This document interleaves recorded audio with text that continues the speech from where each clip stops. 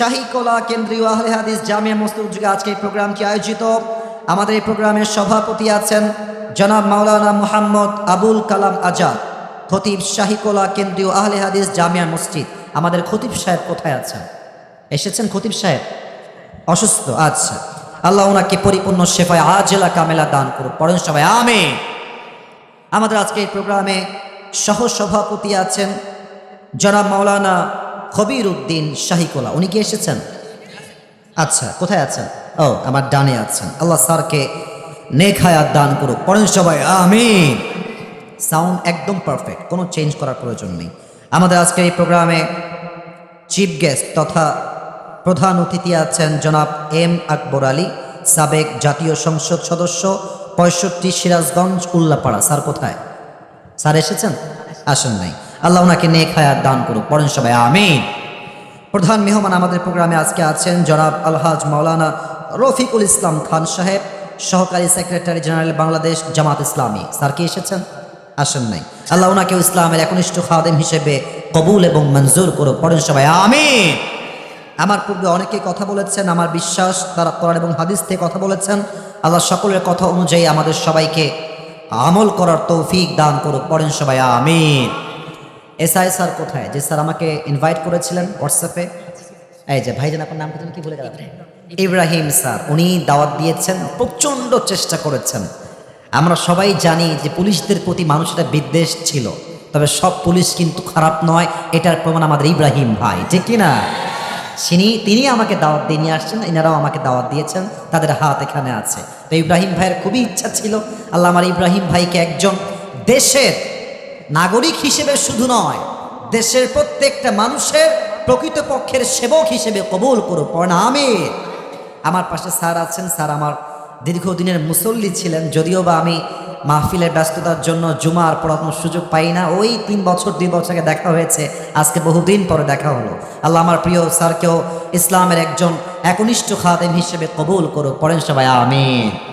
সব কথা শেষ, আর ডান বাম করতে চাই না। জাস্ট শুরুতে 5টা মিনিট দেশ নিয়ে আর যুবকদেরকে নিয়ে একটু বলতে চাই।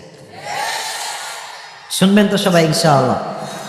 আর এই ভূমিকার কথা শেষ হয়ে গেলে আমরা একটা নির্দিষ্ট বিষয়ে 1 ঘন্টা ওয়াজ শুনবো। 12টার মধ্যে ওয়াজ ক্লোজ হবে, এই জন্য কারণ এখানে প্রত্যেকটা মানুষ শিক্ষিত, আপনারা বুঝবেন পয়েন্টটা।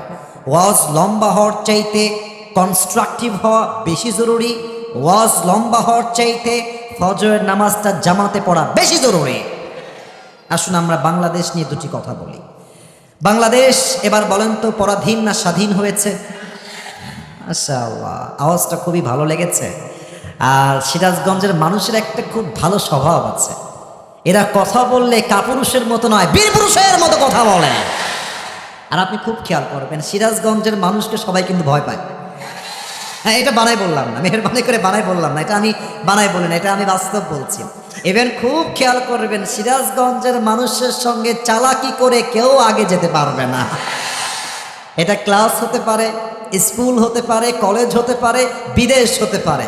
সিরাজগঞ্জের মানুষ যেখানেই যাবে সবার চাইতে 10 ধাপ সামনে এগিয়ে থাকবে। এজন্য কথা যেন আস্তে না হয়ে যায়। বলেন তো দেশটা পরাধীন না স্বাধীন? একজন যুবক তার বুকের তাজা রক্ত দিয়ে দেশটাকে স্বাধীন করেছিল, 2 হাত এমন করে পেতে দিয়ে। যুবকটার নাম কি ছিল? শহীদ আবু সাইদ প্রমাণ করেছে মুসলমান বাঁচলে বীর পুরুষের মতো বাঁচে, কাপুরুষের মতো নয়। আমাদের মাননীয় কনফার্ম জান্নাতি আপা যিনি ছিলেন, সোনামণি এত আওয়াজ করা যাবে না, আমি বলি, আমাকে কথা বলতে দাও। উনি আসলে এখানে অনেক দলের লোক আছেন আমি জানি, উইথ ডিউ রেসপেক্ট, সম্মান দিয়ে বলছি, আমাদের আপা খুব ভালো অভিনয় জানতেন, অনেক ভালো অভিনয় জানতেন। মাশাআল্লাহ, উনি যদি সত্যি একজন নায়িকা হতেন, উনি অবশ্যই নোবেল প্রাইজ অবশ্যই পেতেন বলে আমি বিশ্বাস করি। মাশাআল্লাহ, অসাধারণ অভিনয় স্কিল তার। 3 আগস্টে যখন ঢাকার মেট্রো রেলে আগুন জ্বলে গেল, আগুন লেগে গেল, উনি মিডিয়ার সামনে আসলেন। এসে আমি তো অভিনয় করতে পারি না, তাই আমি অভিনয় করতে পারছি না, তবে এতটুকু বলবো, একটা টিস্যু নেই। এভাবে টিস্যুটা নাকে দিয়ে মুছতেছে। আমার খালি একটা কথাই মাথায় আসে, নাটক কম করো প্রিয়, তোমাকে সবাই চেনে।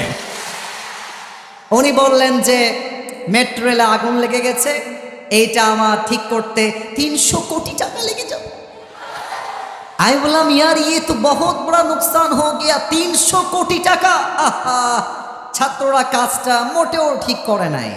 পরে উনি 5 আগস্টে মামুর বাড়ি দিল্লি পালিয়ে গেলেন। আমি দেখলাম ঠিক কিছুদিন পরে ডক্টর ইউনূস সাহেব আসলেন। 300 কোটি নয়, 20 কোটির কমেই ঠিক হয়ে গিয়েছে। এবার সিরাজগঞ্জের মানুষ বড্ড চালাক, আপনারা ব্রেন দিয়ে একটু ভাবেন। যেই মহিলা এক চান্সে 280 কোটি মারতে পারে, সেই মহিলা 16 বছরে কত হাজার কোটি মারতে পারে? Just think about it, just think about it, একবার ভাবেন। এজন্য দুইটা কথা বলবো, আগে ভূমিকায় বলে ফেলেছিলাম। মূল কথা হচ্ছে, 1 নাম্বার, আগামীতে দেশে নির্বাচন হবে।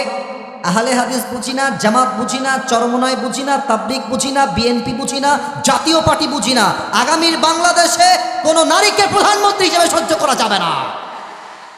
1 নাম্বার দাবি। 2 নাম্বার কথা, তাকবীর পরে let me talk first, please stop, থামেন, আমি শেষ কথা বলি, তারপরে তাকবীর দিবেন। 2 নাম্বার দাবি, আমরা আগামীর বাংলাদেশে এমন একজন প্রধানমন্ত্রীকে দেখতে চাই যিনি পুরুষ হবেন এবং তিনি এতটা যোগ্যতা সম্পূর্ণ হবেন। আমার মাতৃভূমি বাংলাদেশের প্রধানমন্ত্রী যেমন একই সময়ে জাতীয় সংসদে দাঁড়িয়ে বাংলাদেশের পক্ষে বলিষ্ঠ কণ্ঠে বক্তব্য দিবেন এবং তার যোগ্যতা এতটা হাইলি কোয়ালিফাইড হবে, আমার দেশের প্রধানমন্ত্রী জাতীয় সংসদে যেমন বক্তব্য দিবে, তিনি চাইলে জাতীয় মসজিদ বাইতুল মুকাররমে দাঁড়িয়ে জুমার খুতবা দেওয়ার যোগ্যতাও রাখবে। এবার সবাই একমত কিনা 2 হাত তুলে দেখা দেয়।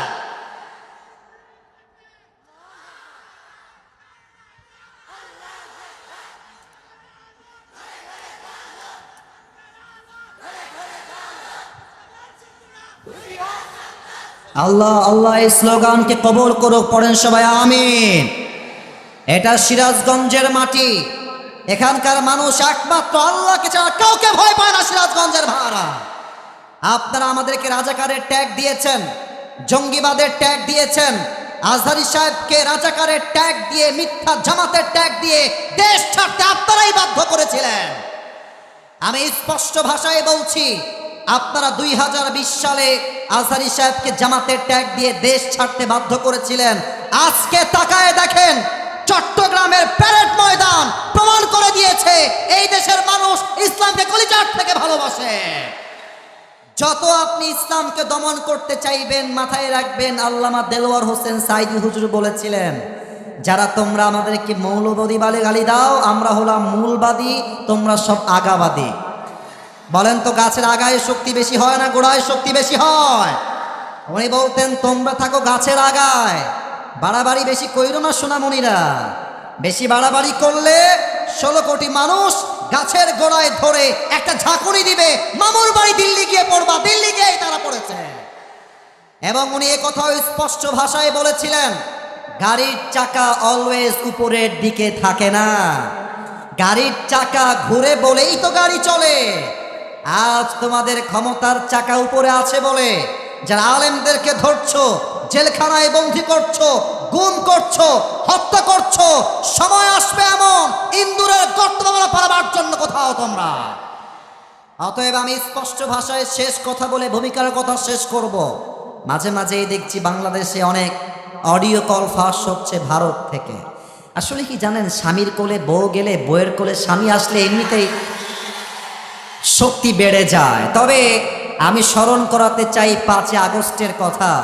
বাংলাদেশের মানুষ এতটাও বোকা নয়। আপনারা এসে ক্ষমতার চেয়ার দখল করবেন, আবার স্বৈরাচারী রাজতন্ত্র কায়েম করবেন, সিরাজগঞ্জের সন্তানরা তাদের রক্ত দেওয়ার জন্য, শহীদ হওয়ার জন্য প্রস্তুত হয়ে যাবে। আল্লাহ আগামীর বাংলাদেশকে ইসলামের বাংলাদেশ করে দিক, পড়েন সবাই আমিন। আমার কথা কি কোনোভাবে রাগটা করলেন নাকি আপনারা? আমি কথা মিথ্যা বললাম না সত্যি বললাম? বলেন বলেন বলেন। আচ্ছা, আপনাদের বউ আছে কার কার? একটু হাত তুলেন। বউ আছে, বউ আছে, আচ্ছা আচ্ছা, বউ আছে, আচ্ছা হাত নামান। এবার যাদের শীতকালে বউ নাই, খুব কষ্টে, তারা হাত তোলো। ইন্না লিল্লাহ। স্যাররা কোথায়? তাকান সামনের দিকে, তাকান। এই স্যার ভাই কোথায়? আমার ইব্রাহিম ভাই কোথায়? দেখেন, কারো বউ নাই? ইন্না লিল্লাহি ওয়া ইন্না ইলাইহি রাজিউন। প্রতিটি যুবকের বইয়ের দরকার। আল্লাহ প্রত্যেকটা যুবককে দিনদার নেককার বউ দিয়ে দিক, পড়েন সবাই আমিন। আচ্ছা তোমরাই কও, জীবনে যার বউ নাই তার জীবনে কি কিছু আছে? ক ক ক তা আমি তো এইটাই বলি যে জীবনের কষ্ট দুঃখ R15 দিয়ে দূর হবে না, iPhone 16 Pro Max দিয়ে দূর হবে না। আমার জীবনের কষ্ট দূর হবে একমাত্র আমার বউ দিয়ে, যুবক ভাই। আল্লাহ সমস্ত যুবককে নেককার দিনদার বউ দিয়ে দিক, পড়েন সবাই আমিন। হ্যাঁ, যারা আমিন কইছেন, যারা আমিন কন নাই তারা কেউ বউ পাবে না। আর অনেকের বউ থাকা সত্ত্বেও আমিন বলেছে, খবরদার, ভাবি কিন্তু আশেপাশে আছে মনে হয়। যাদের বউ নাই তারাই শুধু বলে না আমিন। তা আমরা 3টা তাকবীর দিয়ে মূল আলোচনায় ফিরে যাব। প্রথম তাকবীর দিবেন আমার প্রিয় বিবাহিত ভাইরা, আর দ্বিতীয় তাকবীর দিবেন আমার প্রিয় সিঙ্গেল ভাইরা। আমি দেখতে চাই আজকে কার গায়ের জোর কত বেশি। তো প্রথম তাকবীর দিবেন আমার বিবাহিত কলিজার টুকরা যুবক ভাইরা, আমার মুরব্বী আব্বা জানরা। আশা রাখবো আপনারা পাস করবেন। I will believe like that, এটা আমার একটা ভরসা আছে। বিবাহিত ভাইরা একটা কাশি দেন। আল্লাহ সম্মান বাঁচাই দিও আজকে। বিবাহিত ভাইরা তাকবীর দিবেন। সিঙ্গেলরা একটু চুপ থেকো, তোমরা চিল্লাইলে আমরা সবাই হেরে যাব, ঠিক আছে? তো বিবাহিত ভাইরা তাকবীর দিবেন। নারায়ে তাকবীর। বাবারে বাবা, মুরব্বীর মাথায় চুল না, এবার তাকবীরে জোর আছে ভালো, মাশাআল্লাহ। এবার আমার সিঙ্গেল ভাইরা তাকবীর দিবেন। আচ্ছা স্যাররা নাম্বার দিবে। ভাই আমি বেইনসাফি করতে আসি নাই, স্যার এখানে অনেক স্যার আমার, ওনারাই নাম্বার দিবে। সিঙ্গেলরা একটু গলাটা ঠিক করে নাও আগে, দেখা যাক কারা জিতে আছে। নারায়ে তাকবীর। বিবাহিতরা আমারে মাফ করে দিয়ে, আমরা জিততে গিয়েও আবার বিবাহিত ভাইরা হেরে গেলাম। যাই হোক, जो हो गया उसके बारे में सोचना नहीं है। এবার আমরা সবাই মিলে লাস্ট একটা তাকবীর দিব। এমন জোরে তাকবীর দিবেন যে তাকবীরের ঠেলায় আসিফ হুজুর আমি স্টেজ ভেঙে উল্টে নিচের দিকে পড়ে যাব। সবাই মিলে একটা কাশি দেন সিরাজগঞ্জে উল্লাপাড়ার ভাইরা। নারায়ে তাকবীর। আল কোরআনের আলো, আল হাদিসের আলো, কোরআন হাদিস যেখানে, আলেম ওলামা যেখানে, সিরাজগঞ্জবাসী যেখানে। আপনার যে সাউন্ড দিয়েছেন আজকের মাহফিলের রেকর্ড হয়েছে, আমি ওপেনলি সাক্ষী দিয়ে বলছি, আমার সামনে যেগুলো বসে আছে একটাও বিড়ালের বাচ্চা নয়, সব সিংহের বাচ্চাগুলো আমার সামনে। আল্লাহ সবাইকে ওমরে ফারুক রাদিয়াল্লাহু তাআলা আনহুর মতো কবুল করে, পড়েন সবাই আমিন। আজ একটা নির্দিষ্ট বিষয় আলোচনা করতে চাই। ঠিক এই মুহূর্ত থেকে ওয়াজের মাঝে কেউ যদি উঠে যায়, নিজ দায়িত্বে লুঙ্গি টান দিয়ে ধরে বসায় দেওয়া লাগবে, তবে এই লুঙ্গি যেন খুলে না যায়, ঠিক আছে? আপনারা সবাই শেষ পর্যন্ত থাকবেন তো সবাই ইনশাআল্লাহ। আপনাদের সবার জন্য আমি এই যে তোমার ক্যামেরা নামাইতে হবে, ক্যামেরা নামাইতে হবে, কোনো কথা হবে না। আমাকে দেখার জন্য ক্যামেরা নয়, সারা জীবন ফেসবুকে দেখে যাচ্ছে, সরাসরি দেখার দিন যুবক ভাইরা, তাই না? একদম পিনপতন নীরবতা চাই সিরাজগঞ্জের ভাইরা। আজকে আলোচনার সেন্ট্রাল থিম বা সাবজেক্ট ম্যাটার হলো the life of hair after, পরকালের জীবন। বলেন সবাই, দুনিয়ার জীবন না পরকালের জীবন? আমি আসিফ হুজুর সবাইকে বলতে চাই, যদি আমার কথায় কোনো ভুল হয়ে যায় আপনি চাইলে আমাকে লিখিত আকারে বলে দেন, আমার কোনো আপত্তি নাই। তবে আমি যদি প্রত্যেকটা কথা রেফারেন্স ভিত্তিক বলি, দলিল ভিত্তিক বলি, আপনি 12টা পর্যন্ত চুপচাপ বসে শুনবেন এবং এটা শুনতে আপনি বাধ্য, ঠিক কিনা বলেন? আসুন আমরা শুরু করছি আল্লাহর নামে। সিরাজগঞ্জের উল্লাপাড়ার ভাই বলেন, আলোচনার মূল বিষয়বস্তু দুনিয়ার জীবন না পরকালের জীবন? মাশাআল্লাহ, পরকালের জীবন। 3টা প্রশ্ন করব সবাইকে, উত্তর চাই ইমানি জজবার সাথে। আচ্ছা বলেন তো, দুনিয়ার জীবনটা কি বেশি উত্তম না আখিরাতের জীবনটা বেশি উত্তম? এটার দলিল কোরআনে আছে না নাই? আল্লাহ রাব্বুল আলামিন বলছেন 30 নম্বর পারা। বলেন সবাই, কত নম্বর পারা? You have to answer me very loudly man, আওয়াজ থোড়া কম হো গয়া হ্যায়, জোরে জোরে বলতে হবে। 30 নম্বর পারা। কত নম্বর পারা? আচ্ছা, সূরাটার নাম হচ্ছে সূরাতুদ দুহা। বলেন সবাই, সূরাটার নাম কি? আয়াত নাম্বার 4। আয়াত নাম্বার কত? আল্লাহ রাব্বুল আলামিন বলছেন এই আয়াতের ভেতরে, ওয়ালাল আখিরাতু খায়রুল লাকা মিনাল উলা। ও আমার বান্দা শোনো শোনো, দুনিয়ার জীবনটা উত্তম জীবন নয়, আসল জীবন নয়, বরং দুনিয়ার জীবনের চাইতে আখিরাতের জীবনকে অধিক গুণ বেশি উত্তম করে দিয়েছে। একজন আওয়াজ দিয়ে বলেন সবাই, তিনি কে? The life of hereafter is much more better than this worldly life. আল্লাহ তাআলা বলছেন দুনিয়ার জীবনটা অধিক উত্তম জীবন নয়, বরং আমি আল্লাহ তাআলা আখিরাতের জীবনকে দুনিয়ার চাইতে অধিক উত্তম করে বানিয়েছি। সুবহানাল্লাহ। আচ্ছা, আজকে হলো শুক্রবার, আজকে কি বার? মাশাআল্লাহ। কালকে কি বার? শনিবার। আমি জানি আপনারা জানেন, তবে একটা এক্সাম্পল দিব তো তাই জিজ্ঞেস করছি। কালকে কি বার? শনিবার। সকাল বাজে 10টা। হঠাৎ করেই দেখছেন আপনার বুকের ভেতরে প্রচন্ড ব্যথা শুরু হয়ে গেছে। এত ব্যথা যে আপনার বাবা মা বুঝে গেছে যে ছেলে হয়তো এখনই মারা যাবে, এমন একটা অবস্থা হয়ে গেছে। কোনো মতে আপনাকে সবাই মিলে নিয়ে গিয়ে সিরাজগঞ্জের হসপিটালে নিয়ে গেছে চেক আপ করানোর জন্য। তো স্যার বলছে ওনাকে নিয়ে রুমে যাও, টেস্ট করাও, হার্টের চেক করাও। টেস্ট হয়ে গেছে, পরীক্ষা হয়ে গেছে। আপনি চুপচাপ বসে বসে ভাবছেন যে বুকে আমার ব্যথা শুরু হলো কেমনে। ভাবতে ভাবতে স্যার বলছে ওনাকে নিয়ে আসো ভেতরে, আমি কথা বলবো। আপনি স্যারের চেম্বারে গেছেন, ডাক্তারের কাছে। এটা কিন্তু ঈমানের কথা। হয়তো বা আপনি কখন এভাবে ভাবেন নাই, হয়তো ফার্স্ট টাইম এভাবে ভাবতে আপনাকে বাধ্য করবো আমি আসিফ। ডাক্তার বলছে উই আর সো সরি, আমরা খুবই দুঃখিত, আপনার ছেলে হয়তো বা 7 দিনের বেশি দুনিয়াতে আর বাঁচবে না। আচ্ছা, আপনারা আমাকে বলেন তো, ডাক্তার আপনাকে বলছে আপনি 7 দিনের বেশি আর বাঁচবেন না, এই কথা শোনার পরে আপনার কি খাওয়া দাওয়া ঘুম আগের মতো আর থাকবে? থাকবে? থাকবে? Everything will be change within a second. সব কিছু একটা মুহূর্তেই পরিবর্তন হয়ে যাবে। দেখেন, ডাক্তার বলেছেন 7 দিন পরে মরতে পারিস, তাও নিশ্চয়তা নাই, বাঁচতেও পারিস। কিন্তু আল্লাহ তাআলা এই কোরআনে বলেছেন কুল্লু নাফসিন যায়িকাতুল মাউত লিকুল্লি উম্মাতিন আজাল ইযা জাআ আজালুহুম ফালা ইস্তাখিরুনা সাআহ ওয়ালা ইস্তাকদিমুন। আল্লাহ রাব্বুল আলামিন বলছেন, বান্দা 7 দিন পরে নয়, তোর মৃত্যু এই মুহূর্তে হইতে পারে।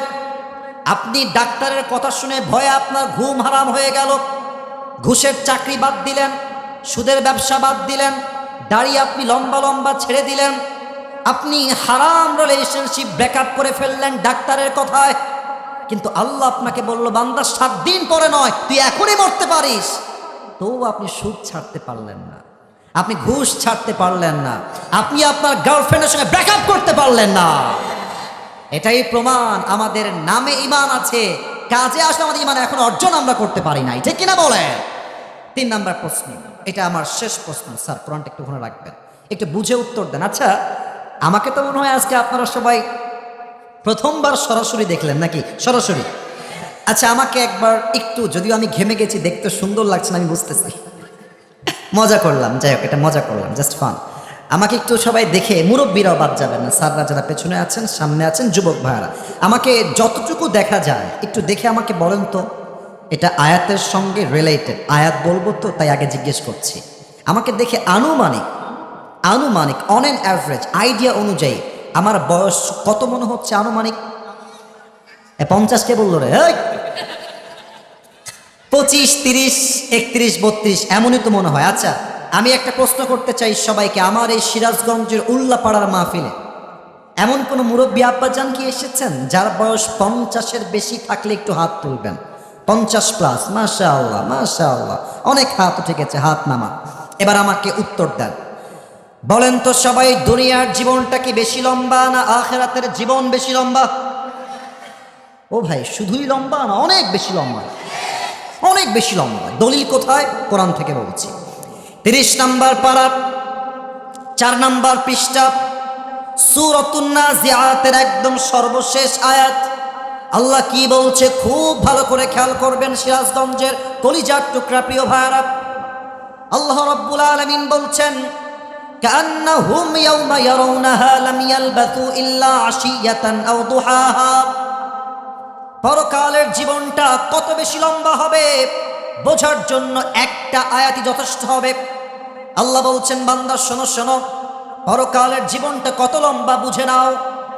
এক মুরব্বী আব্বা চান যার বয়স 50, 60 কিংবা 80 বছর, ওই মুরব্বী আব্বা চান যেই দিন দুনিয়ার থেকে বিদায় নিবে, কবরের জীবন যেই দিন শুরু হয়ে যাবে, পরকালের জীবন যেই দিন শুরু হয়ে যাবে, ওই মুরব্বী যেই দিন পরকালকে সচক্ষে দেখবে, পরকালের জীবনটা এত বিশাল বিশাল লম্বা জীবন হবে, ওই মুরব্বী ডাক দিয়ে বলবে, আল্লাহ, এই পরকালের জীবনটা এত বিশাল লম্বা জীবন, আমার কাছে দুনিয়ার 80 বছরের জীবনটা আজকে জাস্ট একটা সকাল কিংবা একটা সন্ধ্যার মতো মনে হচ্ছে। আল্লাহু আকবার। You will feel as like it was just morning or on evening and nothing else. 80 বছরের পুরো লম্বা একটা জীবনকে আখিরাত দেখার পরে একটা সকাল কিংবা একটা সন্ধ্যার মতো মনে হবে। Could you imagine how much long time it is? কতটা লম্বা সময় হবে পরকালের জীবনটা রে ভাই। বলেন না সবাই একবার জোরে সোরে আল্লাহু আকবার। এবার একটা কথা বলবো, তবে এটা অনুভূতির জগতে নিয়ে যাব সবাইকে। আচ্ছা, এখন যদি আমি নেমে যাই এখান থেকে, ওই ভেতরে গিয়ে কয়েকজন মুরব্বী আর যুবকের পকেট চেক করি, আপনারা রাগ করবেন না আমার কথায়? আমার মনে হয় যে 10-20 জনের পকেট থেকে এমনিতে বিড়ির প্যাকেট বের হবে এখন। মাহফিল থেকে যখন যায়, এই রাস্তা দিয়ে যাওয়ার সময় আছে আছে আছে আছে আছে আছে ভাই, চায়ের দোকানে তো 2 ঘন্টা 3 ঘন্টার সময় দেন, আজকে তাফসীর মাহফিলে কিছুক্ষণ সময় দেওয়া যায় না? যায় না? যায় না? যায় না? আমি সবাইকে বলবো 2টা চোখ জাস্ট, বেশি না, 5 সেকেন্ডের জন্য সবাই বন্ধ করবেন। কেন বন্ধ করবেন? আমি ভূমিকার কথাটা বলে দেই। আজকে আমরা শুনবো পরকালের জীবনটা শুরু হবে কেমনে, মৃত্যুটা আপনার সামনে আসবে কেমনে, নামাজির মরণ কেমন হবে, বেনামাজির মরণ কেমন হবে আমরা জানবো। আমরা আরো জানবো, আজীবন শুনেছি কবরের জীবন, কবরের জীবন। আচ্ছা, কবরের প্রথম রাতটা কেমন হবে এটা তো আমাদেরকে জানতে হবে, এটা আজকে আমরা জানবো। আজীবন শুনেছি মৃত্যুর পরে আবার আল্লাহ আমাকে জীবিত করবেন, how he will resurrect everyone again, আল্লাহ সবাইকে জীবিত করবেন কেমনে এটা আমরা জানবো। আজীবন শুনেছি কিয়ামত, কিয়ামত, কিয়ামত, হিসাব দিবস, এই হিসাব দিবসটা হবে কেমনে, বিচার হবে কেমনে আমরা জানবো। অ্যান্ড ফাইনালি আমরা জানবো যে 2টা দল যে হয়ে যাবে, এক দল যাবে জান্নাতে আর এক দল যাবে জাহান্নামে। সেই দল জান্নাতে যাবে কেন, জাহান্নামে যাবে কেন, in details we will talk about on this matter. বলেন সবাই ইনশাআল্লাহ। ওরে ভাই হাত তুলে বলেন সবাই ইনশাআল্লাহ। এবার আসুন, চোখটা বন্ধ করছি, আমি নিজেও, আপনারা কেউ বেইমানি করেন না আমার সাথে।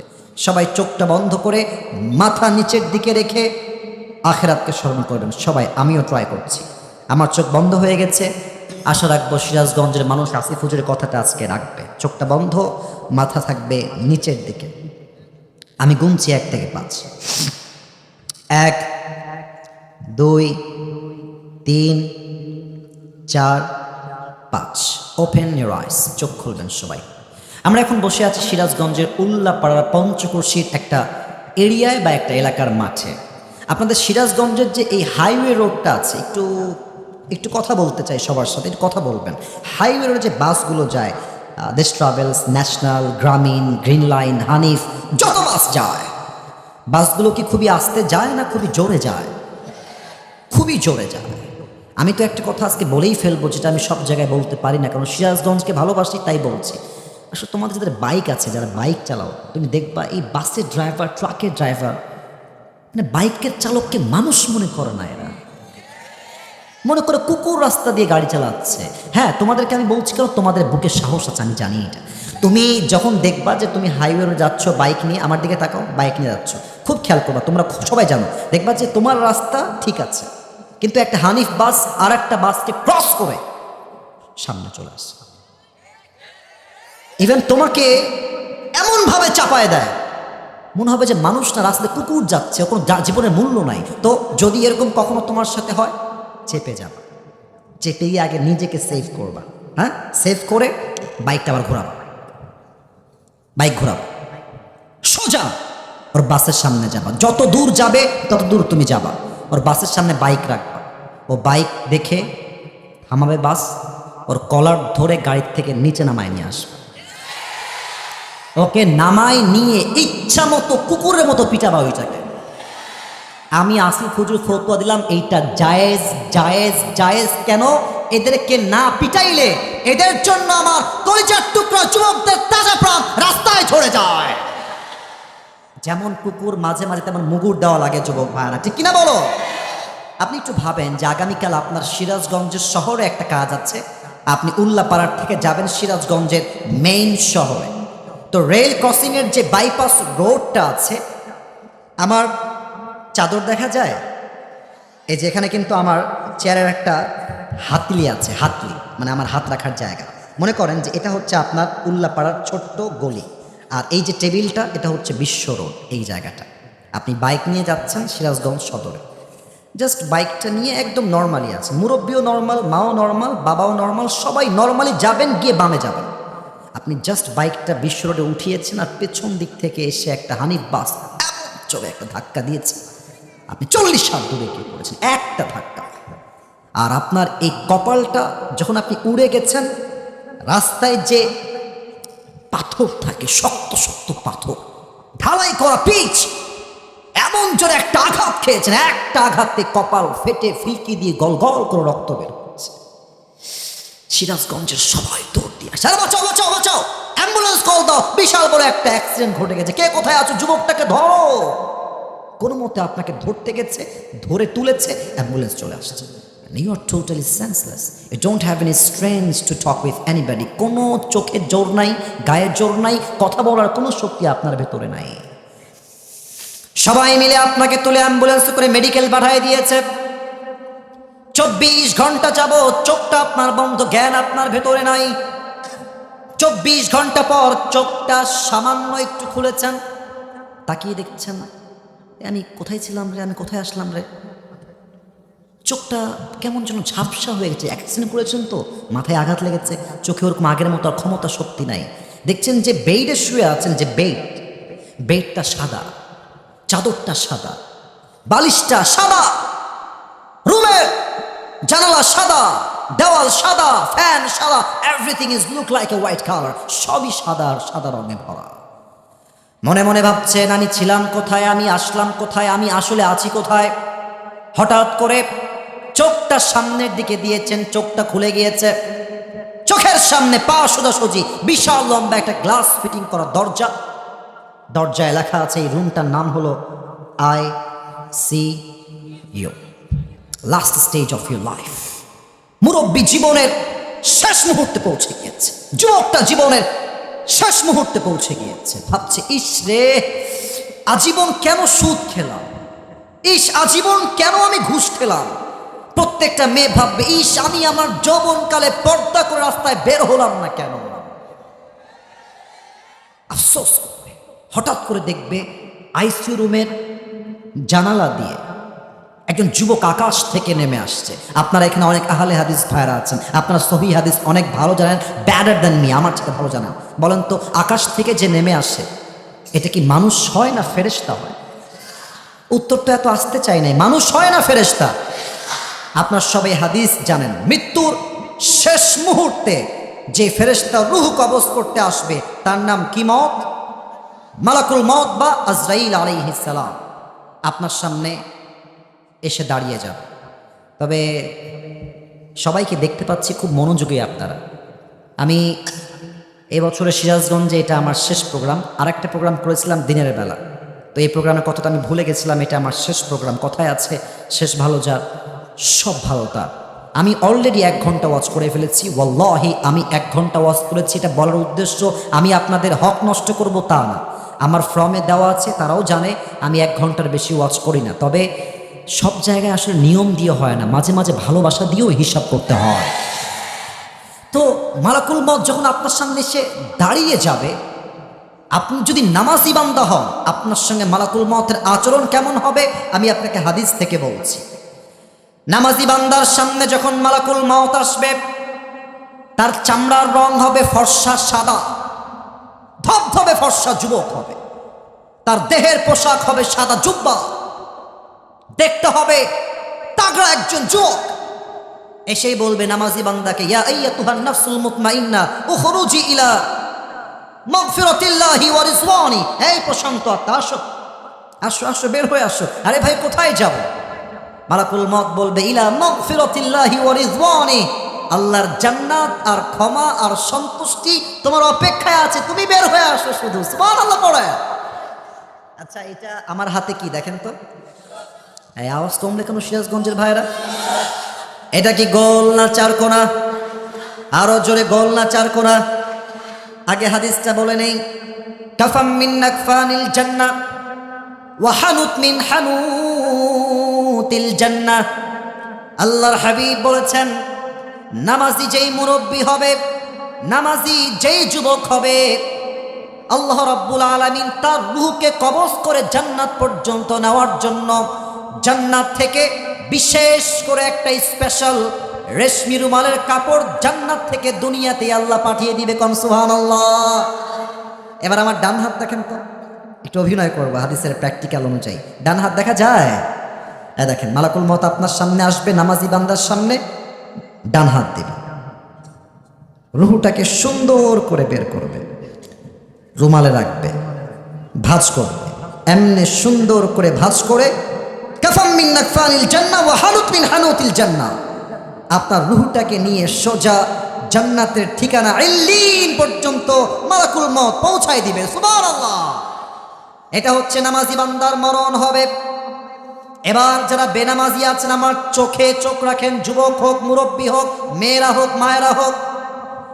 বেনামাজি মুরব্বীর সামনে যখন মালাকুল মউত আসবে, বেনামাজি যুবকের সামনে যখন মালাকুল মউত আসবে, হাদিসে আসে তার দেহের রং হবে নীল, পুরোটাই নীলাভ বর্ণের চেহারা হবে, আর চোখটা হবে লাল টকটকে চোখ। হাদিসে এও আসছে মালাকুল মউতের দেহ হবে বিশাল লম্বা, পা থাকবে জমিনে হেই তথা মাথা থাকবে আকাশ বরাবর বিশাল। উফ, তার দেহের কালো পোশাক এতটা ভয়ঙ্কর হবে। হাদিসে আসছে বেনামাজি যখন মালাকুল মউত কিভাবে দেখবে, হঠাৎ করে তার ভয়ঙ্কর চেহারা দেখে বেনামাজি পুরো দেহের মধ্যে একটা ভূমিকম্প তৈরি হয়ে যাবে, থর থর থর থর করে কাঁপবে। আর বেনামাজির দিকে মালাকুল মউত একটা ধমক দিয়ে বলবে, ইয়া আইয়াতুহান নাফসুল খাবিথা উখরুজি ইলা গাযাবিল্লাহ। এই বেনামাজি বান্দা, বের হয়ে আয়, আল্লাহর জাহান্নামের দিকে বের হয়ে আয়, আল্লাহর রাগের দিকে বের হয়ে আয়। ধমক খেয়ে বেনামাজির রূহটা পেছন থেকে এই বুক থেকে ছিঁড়ে বের হয়ে আসবে। একবার ডান দিকে দৌড় দিবে, উফ, এবার বাম দিকে দৌড় দিবে, আর একবার পেছনের দিকে পালিয়ে যাওয়ার ট্রাই করবে। মালাকুল মউত যখন দেখবে বেনামাজির রূহটা ডান দিক বাম দিক পালিয়ে যাওয়ার ট্রাই করছে, আমার বাম হাত সবাই দেখবেন এক নজরে। মালাকুল মউত বেনামাজির রূহকে কবজ করবার জন্য তার বাম হাতটা পেছনের দিকে নিবে, একটা পজিশন মেক করবে। আফটার মেকিং দ্য পজিশন, পেছন থেকে নিয়ে একটা আঘাত করবে বেনামাজির রূহের দিকে। রূহটাকে যখন বুক থেকে ছিঁড়ে বের করবে, আল্লাহর হাবিব বলেছেন, একটা জীবিত ছাগলকে জাবেহ না করে তার চামড়া কেউ যদি তাকে জবাই না করে ব্লেড দিয়ে কেচি দিয়ে ছিঁড়ে ফেলে, ওই ছাগলটার ওই জীবিত অবস্থায় যতটুকু কষ্ট হয়, আল্লাহর হাবিব বলেছেন নামাজি বান্দার রূহটাকে তার চাইতে, বেনামাজি বান্দার রূহটাকে তার চাইতে 70 গুণ বেশি কষ্ট দিয়ে বের করে নিয়ে আসা হবে। নাউজুবিল্লাহ। আচ্ছা, আপনারা আমার ওয়াজ বুঝে থাকলে বলেন, এই পরিমাণ কষ্ট কোনো বেনামাজির পক্ষে সহ্য করা কি সম্ভব? তো নামাজ পড়েন না কেন? নামাজ পড়েন না কেন? কেন পড়েন? আমাকে বলেন যে আমরা এই কারণে পড়ি না। আজীব একটা কথা। আমাদের উচিত এমন একটা স্লোগান তৈরি করা, বেনামাজি যুবকের সঙ্গে কোনো মেয়ের বিয়ে আমরা দিব না, এবং বেনামাজি মেয়ে যে হবে তার সঙ্গে কোনো ছেলের বিয়ে আমরা দিব না। যুবক ভাড়া নিয়ম করে দেন না, নিয়ম করে দেন। বাবা আপনি এই কথা, ডানে ডানে কোনো আওয়াজ নাই, ডোন্ট শাউট, স্টপ, চুপ থাকো। বাপ বলবে, এই আমি কিন্তু সিরিয়াস মুডে আছি, একদম কথা ভালো করে শুনতে হবে। বাপ বলবে, তুই আমার ছেলে, নামাজ পড়বি না, তোকে আমি ত্যায্য পুত্র করে দেব। আপনি ছেলে, আপনি নিজে কামাই, আমি নিজে কামাই করি, বহু বছর যাবত আমি নিজের খরচ নিজে, আমার সংসার আমি চালাই, সব টাকা আমি কামাই। অহংকার না, আমি আমার বাপের ছেলে, আমি মরদের বাচ্চা। আমি বাপকে বলবো, বাব্বা তুমি যদি নামাজ না পড়ো তোমাকে আমি বাপ বলে আর পরিচয় দিব না। এই মা, তুমি আমার মা। তুমি যদি কাল থেকে বেপর্দা বাহিরে বের হও, তোমাকে আমি মা বলে আর পরিচয় দিব না। এই বউ, তুই আমার বউ, তুই আমার বাড়িতে থাকিস, তোর খাওয়ার পড়া, কাপড় চোপড়, পোশাক আশাক, আই প্রোভাইড এভরিথিং, আমি সব তোকে দেই। তুই নামাজ পড়বি না, তুই বোরকা পড়বি না, তুই পর্দা করবি না, তোকে ভালো করে বোঝাবো। বোঝো, জান, বোঝার চেষ্টা করো। বুঝবা না, তোকে তালাক দিয়ে রেখে দেব। আমার কথা একটা, আমার আত্মীয় হোক, আমার রক্তের হোক, আমার বন্ধু হোক, আমার বউ হোক, আমার বাপ হোক, আমার মা হোক, নামাজ যে পড়বে না তার কোনো জায়গা আমার জীবনে হবে না। নামাজ, নামাজ, নামাজ। আপনার সবাই মিজানুর রহমান আজহারী হুজুরের নাম তো শুনলেন আজকে, নাকি চেনেন তো সবাই নাকি? ওনার একজন নানা ছিলেন, আপনারা মুরব্বীরাও চিনবেন, স্যাররাও চিনবেন। নাম হচ্ছে গোলাম সারোয়ার সাইদি হুজুর। তোমরা দেখবা ইউটিউবে, দেখেছো সবাই, কেউ দেখা বাদ নাই। উনি একটা কথা প্রায় বলতেন, নামাজ নাই যার, ইমান নাই তার। নামাজ নাই যার, মুসলমান হিসেবে পরিচয় দেওয়ার কোনো অধিকার তার নাই। যুবক ভাড়া, ঠিক কিনা বলো? বেনামাজির রুহ যখন কবজ হয়ে যাবে, বাস নিথর লাশ দুনিয়ায় পড়ে থাকবে। এবার শুরু হয়ে যাবে কবরের প্রথম রাত, কবরের প্রথম জীবনের প্রথম ধাপ। একটা প্রশ্ন করব সবাইকে, এখানে সব জ্ঞানী মানুষ আছেন, পেছনে অনেক জ্ঞানী মানুষ আছেন, আমি কাউকে বাধাবার জন্য প্রশ্ন করছি না, তবে উত্তর অনেকে ভুল দেবেন, আগেই বলে রাখলাম। অনেকে ভুল দেবেন, আবেগে ভুল দেবেন। বলেন তো, কবরে মোট প্রশ্ন হবে কয়টা? একজন বলেছে ওইদিকে 4টা। কবরে মোট প্রশ্ন হবে 4টা, সিরাজগঞ্জের ভাড়া। বলেন সবাই কয়টা? আমি বলে দিচ্ছি, সমস্যা নাই। আচ্ছা, আমি প্রশ্ন করছি, উত্তর দিবেন আপনারা সবাই। প্রথম প্রশ্ন, মার রব্বুক, হু ইজ ইউর লর্ড? আমাদের রব কে? সিরাজগঞ্জের আওয়াজ হয় নাই। বলেন সবাই, আমাদের রব কে? আল্লাহ আমার রব, এই রবই আমার সব। বলেন না, আল্লাহ আমার রব। দমে দমে তনু মনে তারি অনুভব। সুবহানাল্লাহ। তোমার দুনিয়াতে আমি যেদিকে তাকাই, অথই নিয়ামতে ডুবে আছি সবাই। পাখপাখালির কণ্ঠে শুনি তাসবিহ করো রব, তাসবিহ করো রব। আল্লাহ আমার রব, এই রবই আমার সব। দমে দমে তনু মনে তারি অনুভব। রবকে। 2 নাম্বার প্রশ্ন হবে, তারিফু হাদার রাজুল, এই মানুষটা তোমার কে হয়? আমাকে উত্তর দাও। যেই যুবকের মুখে দাঁড়িয়ে আছে, যেই যুবকটা নবীর সুন্নাহ আজীবন মেনেছে, যেই যুবকটা আজীবন সহিহ হাদিসকে অনুসরণ করেছে, বলবে, আরে তুমি কানে কি জিগাও মিয়া, হাদা নবিয়ুনা মুহাম্মদুর রাসূলুল্লাহ সাল্লাল্লাহু আলাইহি ওয়াসাল্লাম। তবে একটা কথা বলে ফেলতে হবে, নয় আমার আত্মতৃপ্তি হবে না। আমি একটু মাইকটা হটাই জিজ্ঞেস করছি। আচ্ছা, আমার মুখে সবাই তাকান, এইটা আমার মুখে লম্বা লম্বা কি? ওদিকে আওয়াজ নাই, জোরে বলেন কি এটা? আমি কেন মাইকটা হটাইছি? এটা রিভিউ চাই, রিভিউ চাই। সবাই বলবেন আমাকে, আমাকে একটু দেখেই বলেন। আচ্ছা, দাড়ি রেখে, আমি তো যুবক ছেলে, আমি তো বুইড়া না। আমি বুইড়া না কি রে বাবুরা? আমাকে বলেন তো, দাড়ি রেখে কোনোভাবে কি আনস্মার্ট লাগতেছে? ইয়েস না কি নো? আমাকে আনস্মার্ট লাগছে না, বরং আমি তো মনে করি যে দাড়ি রাখে সে সিংহ পুরুষ। যুবক ভাড়া বলো। কিছু মেয়ে আছে দাড়ি দেখলে একটু চুল খায়, দাড়িওয়ালাকে এদের পছন্দ হয় না। কিছু কিছু মেয়ে আছে। আমি আসলে সিরাজগঞ্জে এসেছি বলেই বলছি, আমি প্রত্যেকটা মেয়েকে সম্মান করি। তবে যেই মেয়েদের দাড়িওয়ালা পছন্দ হয় না, সিরাজগঞ্জের যুবকেরা, তুমি একটু সাইডে তাকে নিয়ে যাবা একটু কথা বলার জন্য, একটু ছোট কথা, ছোট। বলবেন যে, আপু আপনার তো দাড়িওয়ালা পছন্দ হয় না, তো আমার ওপিনিয়ন অনুযায়ী আমার মনে হচ্ছে এরকম মেবি বেস্ট হবে, বেটার হবে, it will be best for you. সেটা কি বলেন তো? আপু, আপনার জন্য দাড়িওয়ালা যেহেতু পারফেক্ট না, আমার মনে হচ্ছে আপনার জন্য বিটিএস এর হিজরা বেশি পারফেক্ট হবে। আপনার জন্য এটাই বেস্ট, কারণ আপনার রুচির যে দুর্ভিক্ষ, আপনার গাঞ্জা খরচা ভালো কপাল জামায় জুটবে না। আর আমি তো বলি ওপেনলি অলওয়েজ, যেই মেয়ে আমাকে দাড়ির জন্য বিয়ে করতে চায় না, সে আমার বউ হওয়ারই কোনো যোগ্যতা রাখে না। এবার বলেন তো সবাই, আমার নবীর মুখে লম্বা লম্বা চাপ দাড়ি ছিল কি ছিল না? আমার নবীর মতো সুন্দর আর কেউ হতে পারে? আসতে কেন হতে পারে? চাঁদের চেয়ে সুন্দর তুমি, নবী আমার কামলি হিওয়ালা, দো জাহানের বাদশাহ তুমি, প্যারা নবী সাল্লাল্লাহু আলা। দো জাহানের বাদশাহ তুমি, প্যারা নবী সাল্লাল্লাহু আলা। চাঁদের চেয়ে সুন্দর তুমি, নবী আমার কামলি হিওয়ালা। সুবহানাল্লাহ। অতএব আমি তো আসলে খুব কষ্ট পাই বলতে, আমি কিন্তু কোনো মেয়েকে অসম্মান করতে চাই না যুবক ভাইরা। তোমরা বলো সব মেয়ে কি খারাপ? তোমরা বলো বলো বলো না, সব মেয়ে খারাপ না। এই যুগে এখনো ভালো মেয়ে আছে, আবার খারাপ মেয়েও আছে। আমি মেয়েদের রুচি দেখলে বড্ড অবাক হয়ে যাই। মানে কিছু কিছু মেয়ের চাহিদা এত হাই হয়ে গেছে, এরা সামান্য একটা আইফোন 16 প্রো ম্যাক্স পাওয়ার জন্য কক্সবাজার পর্যন্ত চলে যায়। আচ্ছা বলো, এই কথাকে আমি মিথ্যা বললাম না সত্যি বললাম? বলো বলো। তা আমার কথা হচ্ছে, আমার বাসার মেয়ে, আমার বাসার বউ, আমার বাসার ভাবি, আমার বাসার বোন বাহিরে বেপরদায় বের হবে, সে আমার বাসা থেকে যোগ্যতাই হারিয়ে ফেলবে।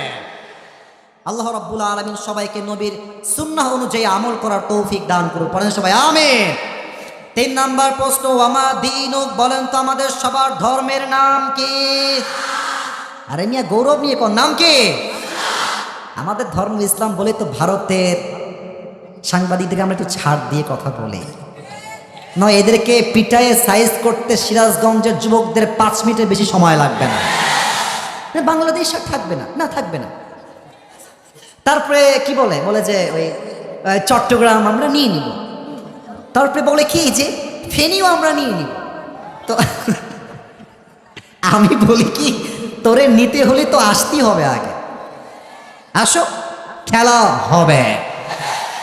আর আমি এটা আত্মগৌরব নিয়ে বলছি, ভারতের কুলাঙ্গারদেরকে সাইজ করবার জন্য অন্য জেলা কোনো প্রয়োজন নাই, সিরাজগঞ্জ জেলা হয়ে যাবে। বেটার জীবনের ভয় নাই, কি কি যে কয় ও নিজেও বোঝে না।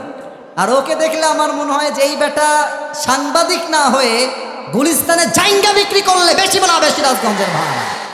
আমার দেশ নিয়ে খেলতে এসো না, এটা আমার সোনার বাংলাদেশ। এই দেশের 1 ইঞ্চি মাটি ভারতের কোনো দাদাবুর হাতে আমরা ছাড়তে পারবো না যুবক ভাইরা। আমাদের ধর্মের নাম কি? শান্তি চাই, মারামারি চাই না। 3টা উত্তর শেষ। ফেরেশতা বলবে আরে একটাও তো আটকায় না, ব্যাপার স্যাপার কি? এবার বলবে হে ম্যান, আমা ইলমুক, what's the source of your knowledge?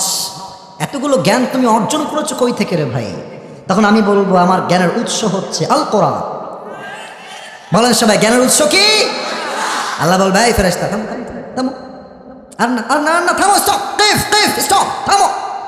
আমার বান্দাকে আর কোনো প্রশ্ন করো না, আমার বান্দার কবরটাকে এখনই তোমরা জান্নাতের বাগান বানায় দাও। আমার বান্দার কবরটাকে এখনই তোমার 70 গজ লম্বা করে দাও। করো সবাই সুবহানাল্লাহ। এবার সবাই 2 হাত তোলেন, সবাই, কেউ যেন বাদ পড়ে না যায়। আমি সবাইকে একটা আবদার রাখবো, রাত বাজে 11টা 51, আমার ওয়াজ শুরু হয়েছে 10টা 35 মিনিটে, মেবি নিয়ার বাই 1.5 ঘন্টা ওয়াজ চলছে। আমি একটা আবদার রাখবো, আমার সাথে ওয়াদায় আসতে হবে, ওয়াদায়। ওকে, বলেন সবাই, আগে থেকে আসতেন। বলেন সবাই হুজুর। আরে यार জোর সে বলো হুজুর। আমরা সিরাজগঞ্জের সন্তান, আপনাকে কথা কয় না কেন রে?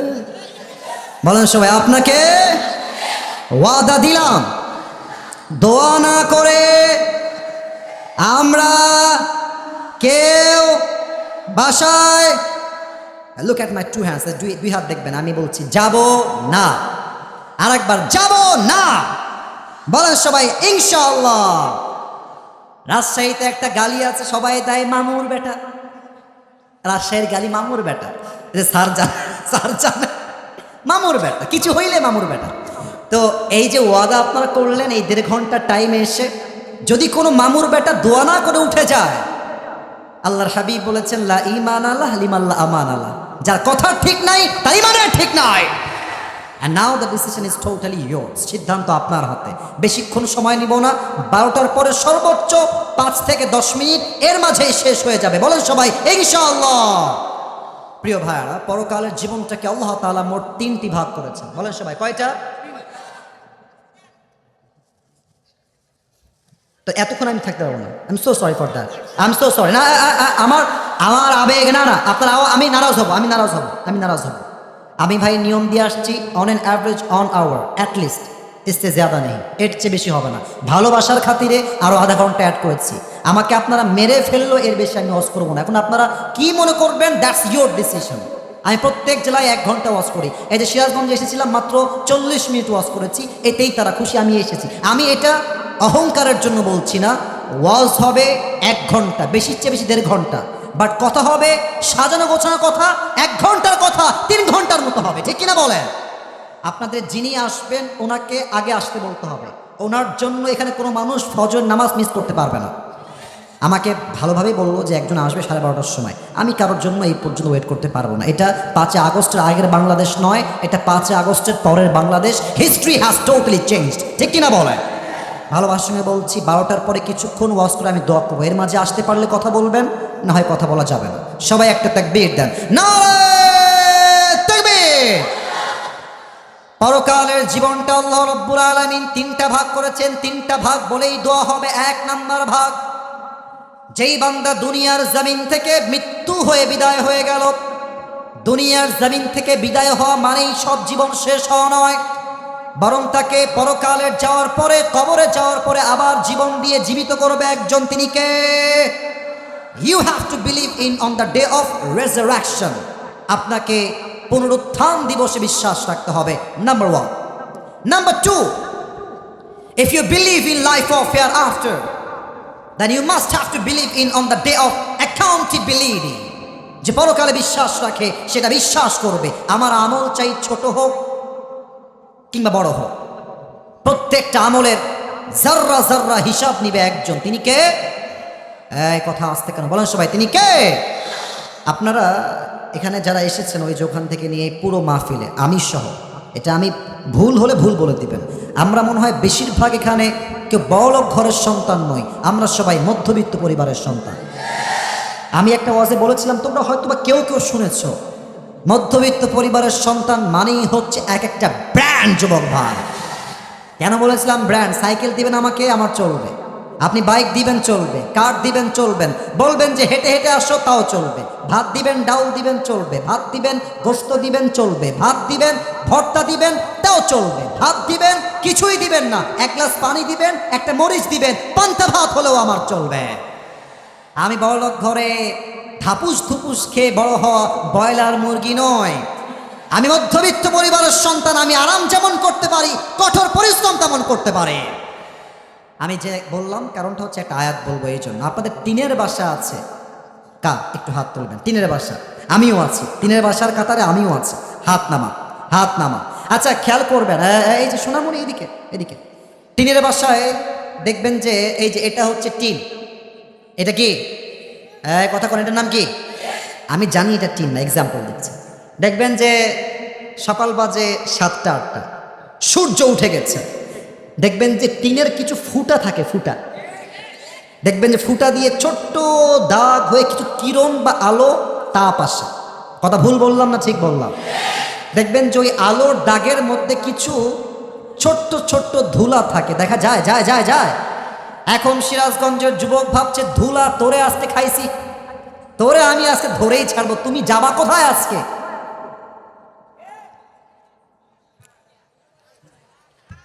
আছে দেখা যায়, ধরা যায় না। দেখা যায় এত ছোট, ধরা যায় না। আপনি হাত দিয়ে ধরবেন, মুঠি খুলবেন, গায়েব হয়ে গিয়া, ইয়ার কাহা গিয়া নেই, হ্যাঁ নাই, ছোট্ট ছোট্ট। ফামান ইয়ামাল মিসকালা যাররাতিন খায়রান ইয়ারা ওয়া মান ইয়ামাল মিসকালা যাররাতিন শাররান ইয়ারা। একজন বান্দা যদি জাররা জাররা শস্যের দানা পরিমাণ ভালো আমল করে, এইটাও আল্লাহ রাব্বুল আলামিন ওজন দিবেন। জাররা জাররা পরিমাণ খারাপ আমল করলে এটাও ওজন দিবে একজন। তিনি কে? আল্লাহ বলবে, এই ফেরেশতা, আসিফ হুজুরের আমলনামা ওজন দাও। ওজন দেওয়া হবে, 2টা উঠানো হবে। আল্লাহ বলবে, ওজন দাও, ওজন দাও।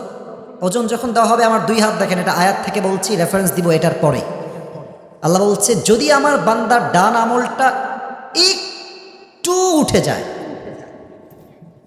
একদম একটু 1% হলেই হবে, একটু উঠে যাবে, আল্লাহ বলবে, ফাম্মা মান সাকুলাত মাওয়াজিনু ফাহুয়া ফি আইশাতির রাদিয়া। এই যাও, আসিফ হুজুরের আমলনামায় 1% বেড়ে গেছে, তাকে জান্নাত দিয়ে দাও।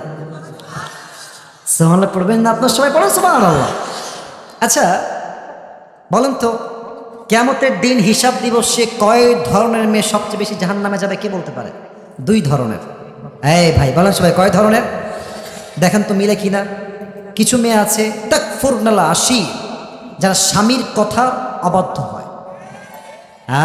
কমন পড়ে গেছে তাই না? তোমরা তো বিয়ে করো নাই, বিয়ে ये दिल्ली का लड्डू है, খাओगे तो भी पछताओगे, नहीं खाओगे तो भी पछताओगे। তা আমার মনে হয় না খাওয়ার চাইতে খাওয়াটাই ভালো। তো যাদের বউ আছে দেখবেন, মানে আমার নতুন অভিজ্ঞতা আর কি এগুলো, মানে যত দিবেন মন ভরবে না, যত দেন। আর সারা জীবন দিলেও মনে হয় মেয়েরা এটাই বলে, তুমি আমাকে জীবনে কি দিলা। এই যে যুবক, বিয়ে করবা বড়লোক ঘরের মেয়েকে নয়, বিয়ের জন্য আমার চোখে গরিব ঘরের মেয়ে আর মধ্যবিত্ত পরিবারের মেয়ে এনাফ হয়ে যাবে, ঠিক কিনা বলো? তো এক ছেলে আমার কাছে সেদিন আসছে, একটা যুবক ছেলে, ভেরি ইয়াং ম্যান, বলছে হুজুর আমি আমার বউকে তালাক দিয়ে দিলাম। এই বাবা থাম, আগে এখনই না, তালাকটা খুবই সিরিয়াস ইস্যু। তো এই কেন ভাই, কি সমস্যা, তালাক কি কি হয়েছে বউটা তোমার? বলছে হুজুর ডিমান্ডের শেষ না, হেবেডি চাইতে চাইতে আমার জীবনটা তামা তামা করে ফেলেছে, আজকে একটা কালকে একটা পরের দিন আর একটা। আমার মনে হয় হাজার হাজার যুবক তার বইয়ের ডিমান্ডের জন্য হারাম কামাই করতে বাধ্য হয়ে যায়। এক নাম্বার সেই মেয়ে যেই মেয়ে স্বামীর অবাধ্য। দুই নাম্বার খুব চালাক যুবক ভাইরা, একটু মনোযোগ দিয়ে শুনো, এমন কিছু মেয়ে যারা পোশাক পরবে কিন্তু উলঙ্গ থাকবে। আমি তো অবাক হয়ে যাই, খাটো পোশাক বললেই ব্যাখ্যা ঠিক হবে না, ব্যাখ্যা আছে। আপনি দেখবেন পার্কে রাস্তাঘাটে অনেক মেয়েরা আমাকে শুনছে, আমি মেয়েদেরকে বলছি, আমার কলিজার টুকরা সম্মানিত বোনেরা, I am not against of you, আমি আপনার পক্ষের লোক, আমার কথা ভালো করে বুঝবেন, আমি সব মেয়েকে এক পাল্লায় মাপি না। কিছু মেয়ে দেখবেন হাতে মোজা, পায়েও মোজা, ইভেন মাশাআল্লাহ এমনভাবে হিজাব নিকাব পরে, এর জান্নাত সে ভাগ কি দুনিয়া মে আই হে, মাশাআল্লাহ কনফার্ম জান্নাতি মনে হয়। কিন্তু আমি অবাক হয়ে যাই, হাতে মোজা পায়ে মোজা সেই মেয়েটা পার্কে গিয়ে বয়ফ্রেন্ডের সঙ্গে বাদাম খায় আর বোরকা পরেই নষ্টামি করে বেড়ায়। এমন মেয়ে দেখলে আমার মাথায় একটাই কাজ করে, উপরে ফিটফাট ভেতরে পুরোটাই সদরঘাট। আচ্ছা, এই যে মেয়েগুলো বোরকা পরে খেয়াল করবেন, তবে এক নজর দেখেই শেষ, দুই নজর দেখতে যাবেন না। দেখবেন যে মেয়েদের বোরকা আজকে এমন টাইট ফিটিং হয়ে গেছে, বোরকা যখন পরে বলতে আমার লজ্জায় মাথা নিচু হয়ে যাচ্ছে, তবুও বলতে হবে, না বললে কিয়ামতের দিন আমার হিসাব হবে, আমি কেন বললাম না। এমন মেয়ে এমন এমন বোরকা টাইট ফিটিং পরে, ওর দেহের প্রত্যেকটা প্রাইভেট অঙ্গ প্রত্যঙ্গের ভাগ বোঝা যায় যুবক ভাব। তো সেই মেয়েদেরকে বলবো, বিনয়ের সাথেই বলবো, এখানে অনেক যুবকরা আছো, আপনাদের মতো মেয়েদের এই বোরকা না পরে জিন্সের প্যান্ট পরা অনেক বেশি ভালো হবে। আপনাদের মতো মেয়েরা টাইট ফিটিং বোরকা পরবেন, পার্কে গিয়ে বোরকা পরে ইটিস পিটিস করবেন, আমার কলিজার টুকরা সম্মানিতা আদর্শবান মেয়েদের বদনাম হয়ে যায় যুবক ভাই। এমন কিছু মেয়ে কিয়ামতের পূর্বে বের হবে যারা পোশাক পরেও উলঙ্গ থাকবে। আর তোমরা সিরাজগঞ্জে আছো, অনেক ভালো আছো, এখান থেকে ঢাকা হয়তো 2 থেকে 2.5 ঘন্টা দূরে হবে। ঢাকার কি যে নির্মম অবস্থা, আমি তোমাকে কেমনে বুঝাই, বিশ্বাস করো। মাঝে মাঝে যমুনা ফিউচার যাই, মাঝে মাঝে বসুন্ধরা যাই কিছু কেনাকাটা করার জন্য, মানে আমার মনে হয় যে কেনাকাটা করে এসে গোসল করে তওবা করতে হবে। আর মেয়েরা এতটা নির্লজ্জ, এমন এমন পোশাক পরে যুবকদের চোখ নষ্ট হয় না, মুরব্বীর চোখটাও নষ্ট হয়ে যায়। আচ্ছা বলেন তো, যেই মেয়েটা আজকে এরকম উলঙ্গ হয়ে ঘুরছে, তারও তো একদিন বিয়ে হবে, সেও তো একদিন মা হবে। এমন পর্দাহীন নষ্ট মেয়ের থেকে ইসমাইলের মতো সন্তান কোনো জন্মগ্রহণ করবে না। 2 নাম্বার সেই মেয়েরা যারা পর্দা করেও পোশাক পরেও উলঙ্গ থাকে। এই হচ্ছে পরকালের দ্বিতীয় দিবস, হিসাব দিবস। 2 ধরনের মেয়ে সবচেয়ে বেশি জাহান্নামে যাবে। সর্বশেষ একটা কথা, সবচেয়ে বেশি জাহান্নামে মানুষ যাবে কেন? আল্লাহ কোরআনে বলেছেন, ইয়াতাসাআলুনা আনিল মুজরিমিনা মা সালাকাকুম ফি সাকার ক্বালু লাম নাকু মিনাল মুসাল্লিন। এই বেনামাজি, এই সুদখোর, এই ভাই তুমি জাহান্নামে আসলা কেন? বলবে ভাই আমার সব ঠিকঠাক ছিল, আমি জাস্ট নামাজি ছিলাম না, জাস্ট বেনামাজি হওয়ার জন্য আমাকে জাহান্নামে নিক্ষেপ করা হয়েছে। এই হচ্ছে হিসাব দিবস। হিসাব দিবস শেষ। 3 নাম্বার, এটাই আমার শেষ কথা। আপনাদের কোনো স্যার যদি আসে, আর্জেন্টলি কল হিম, তাকে কল দেন, কারণ আমি এরপরে আর সময় নিব না, আমার পুরো ভেতরটা ঘেমে চৌচির হয়ে গেছে। 3 নাম্বার কথা হচ্ছে, হিসাব দিবসের পরে 2টা গ্রুপ হয়ে যাবে।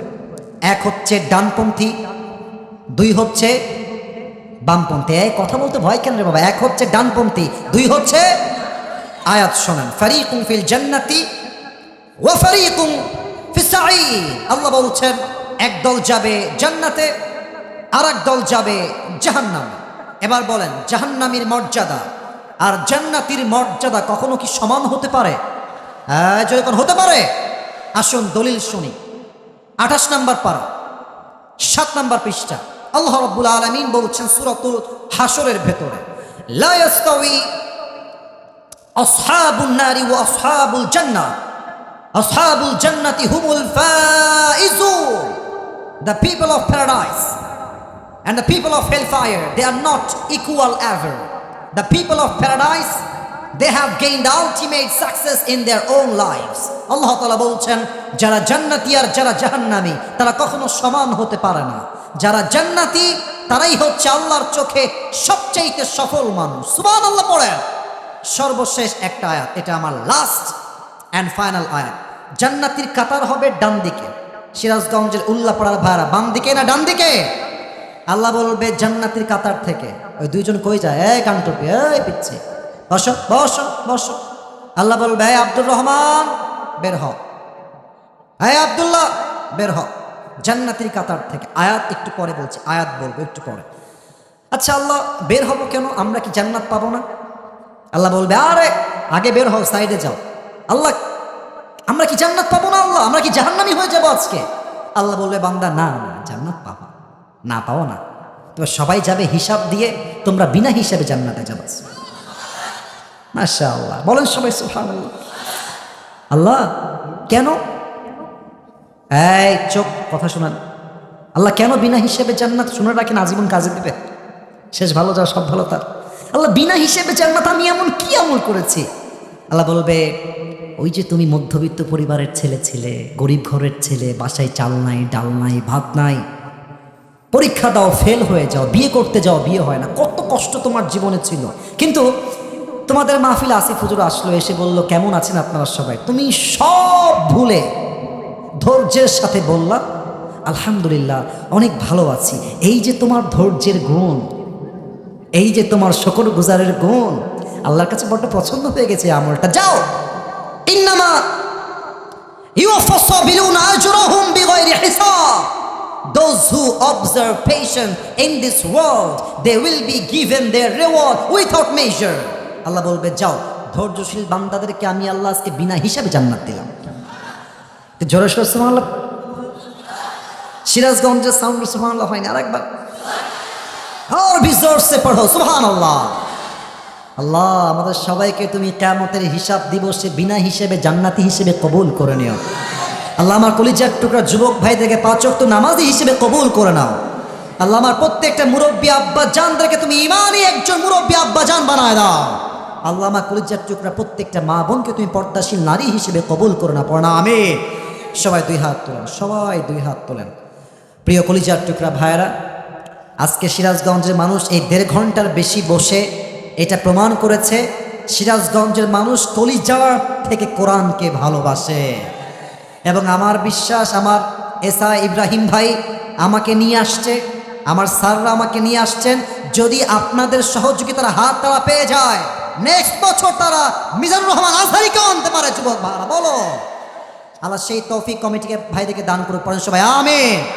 2 হাত তুলে একটা ওয়াদা করেন, বলেন সবাই আল্লাহকে ডাক দিয়ে, বলেন সবাই আল্লাহ। আল্লাহু আকবার, মাশাআল্লাহ। আল্লাহ তুমি শোনো আমাদের ডাকটা, বলেন সবাই আল্লাহ। আজকে এই সিরাজগঞ্জের মাহফিল থেকে আওয়াজটা কমে গেল, একটু জোরে বলবেন, তওবা করলাম। আরেকবার, তওবা করলাম। ও আল্লাহ, তুমি আমার জীবনে সব গুনাহ, ও ভাই একটু দিল থেকে কোন আমাদের কার আমিন কবুল হয়ে যায় আল্লাহ আমাদের ভালো জানে। বলেন সবাই, সব গুনাহ মাফ করে দাও। আর একটা ছোট্ট ওয়াদা করবেন। আচ্ছা, দোয়া কি আমাদের হবে না কি হবে না? হবে। আচ্ছা, আমার দোয়ার পক্ষে ঠিক আছে। আর একটা ছোট্ট ওয়াদা, বলেন সবাই আল্লাহ। এই তোমরা সব তাগড়া যুবক, জোরে বলো তো, আল্লাহকে একবার ডাকো তো, বলো আল্লাহ, আমরা তোমাকে মন থেকে ওয়াদা দিলাম। ওয়াদাটা একটু জোরে, ওয়াদা দিলাম। আর হ্যাঁ, এই ওয়াদা দিচ্ছ শুধু মুখে না, দিল থেকে নিয়াত করে ফেলো। বলো সবাই আল্লাহ, আজ থেকে আমি 5 ওয়াক্ত নামাজি হয়ে যাব। আর একবার 5 ওয়াক্ত নামাজি হয়ে যাব। বলেন সবাই ইনশাআল্লাহ।